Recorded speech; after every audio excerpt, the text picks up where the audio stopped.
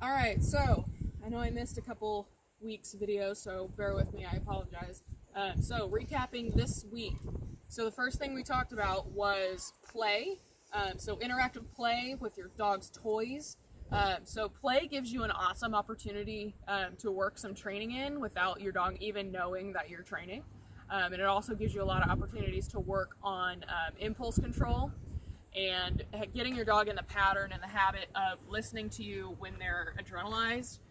So up until now, we've just kind of been working in kind of a sterile environment where the dog knows that you're going to ask them to do something, so that it's very easy for them to comply. But now we're going to start upping the ante a little bit and asking them to obey or comply under kind of some adrenaline going on. So one thing that you can do is use your dog's play toys and use them as interactive play experiences. So what I recommend is that your dogs have access to like chew toys in the house, like antlers or bones or whatever. But then like the interactive like tug toys, stuffed toys, stuff like that, save those, like put those away. Pip's in the kennel right now and he's causing the scene.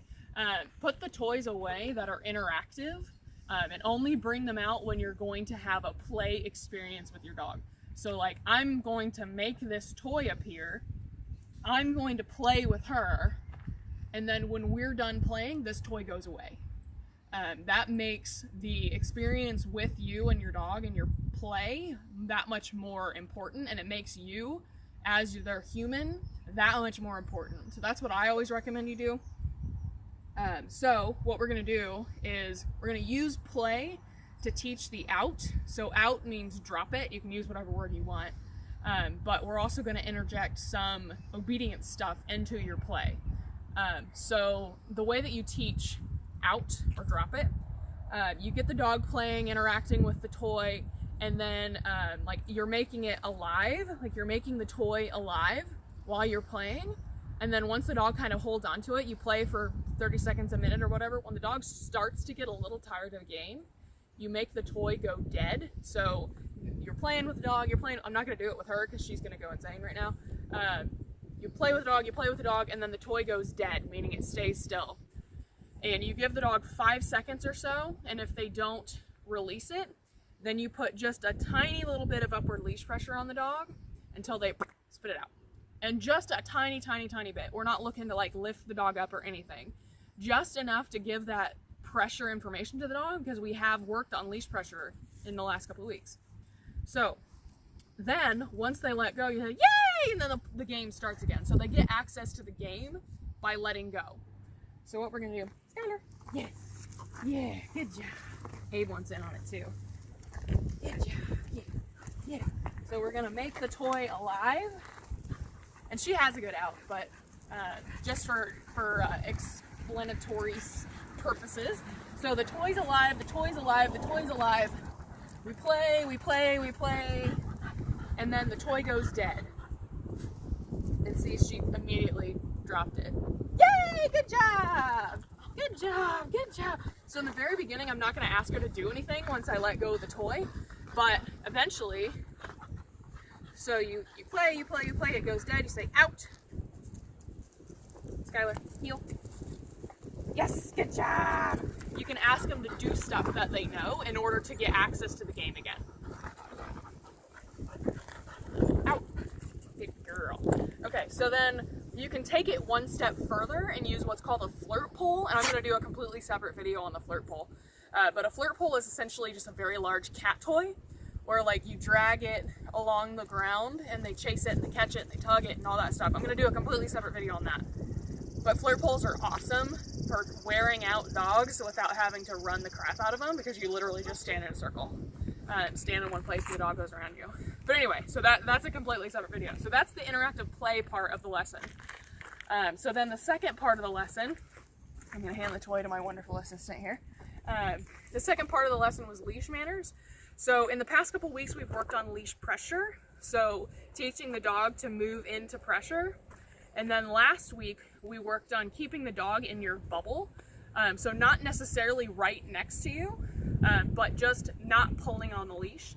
And remember, we did that by holding the leash just neutral like this. And then when they check out or start pulling, you just turn around and walk the other way. And eventually they kind of catch on that, hey, if I don't have pressure on the leash, I get to just go about my business. And I don't get left behind. So that was last week. So this week we're going to take it up a little bit. So we're going to ask that the dog stays next to us, not in a perfect like tactical heel or anything like that, but I just want them next to me. So Pep, shut up. So what we're gonna do is when the dog is in the right position, we're gonna have slack in the leash. We're gonna have the leash fairly short, but slack. So like there's slack in this leash, but I don't have to move my hand very far to put pressure on that leash. So it's slack when they're in the right spot, and when they're in the right spot, we'll talk to the dog. We'll say, yay, good job, good job, good job, good girl, and we'll just give them feedback. But then as soon as they get out of that position, so say that she gets ahead of me a little bit, I'm gonna put pressure on to get her back to where she's supposed to be, and then I'm gonna release the pressure as soon as she's back where she's supposed to be. So we're just upping the criteria from last week. So last week we were working, the criteria was you stay within my bubble. You get pressure when you move outside of that bubble, and that pressure releases when you get back in the bubble. Now the bubble is right here. So what she's fine on leash, but I'll walk around and show you anyway. So again, leash handling tip. Loop, right thumb goes through the loop. You hold the loop with your right hand. That way they can't pull the leash through. You're not going to pull your thumb through your hand, but if they do take off and start dragging you, you can always let go. So just a reminder of that leash handling tip.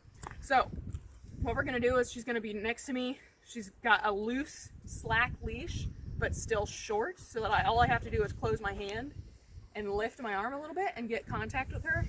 So we're going to walk. Good girl, yeah. This is a really bad example because she walks fine on a leash. But one thing that I also want you guys to do is when they start to get kind of checked out, you plant your left foot and swing your right leg around in front of the dog and kind of bump into them so that they realize, hey, if I'm not paying attention, I might get run into. And we're not like kicking the dog or anything, but like we're walking, I'm gonna plant, I'm gonna swing around, and she's gonna be like, oh crap, I might get run over. I'm gonna pay attention. So that's the goal. Good girl, yeah, good girl. And I'm not worried about like the dog automatically sitting when you stop and all that stuff. I'm not real worried about that yet. I don't really care if it's like the perfect competition heel right now. I just want them to understand that the criteria is no leash pressure. So something that's really important is that when they are in the right spot, there's zero leash pressure, zero. So the dichotomy is no pressure or pressure. There's no like gradient of how much pressure is okay. So pressure means yes, you're doing awesome, or no pressure means yes, you're doing awesome. Pressure means you need to change something. So that it has to be black and white. There can't be any sort of shades of gray or a gradient of pressure. So homework. Work on your interactive play because, and without going into the whole biological fulfillment conversation, dogs, all dogs, no matter if they're a mixed breed, they were originally bred for a specific purpose somewhere along the line. And those instincts are still there. So like a Jack Russell is going to want to chase stuff. It's going to want to chase little things into holes. Like that's literally what they were bred for. Like you can't usually let the dog do exactly what they were bred to do, but you can do stuff that spins those same dials in the dog's brain. So we'll do the flirt pole stuff, we'll do tug, we'll do fetch, we'll do a lot of running, stuff like that. And that's gonna make a big difference in your dog's life, because if you find what your dog really, really loves to do and do it with the dog, make it an interactive experience, you're gonna have a much better, well-behaved dog. So homework, find what your dog really likes to do and do that, and make it a game, make it an interactive game. That's a big one, big one. And then leash manners. So one thing that I want to kind of implement is a little bit of a structured walk. So a structured walk means that the dog is by your side, not sniffing, not pulling, not peeing on stuff, not using the bathroom. And that should be about 80% of your walk. So like if you're walking for a mile, 80% of that should be in heel, not heel like structured competition heel, but heel, like by your side. And then the other 20% you can release the dog to wander kind of at the end of the leash, as long as they're not pulling, to use the bathroom, to sniff and all that stuff. Because I don't want to take that completely away from the dog, but the structured walk is super important too. So make it kind of an 80-20 split. So homework, play, find what your dog really likes and do it, and work on your leash manners. And teach the out, teach the drop it through play. Very important, very, very important. Awesome. Let me know if you have questions. I'm sorry that this is late. See you next week.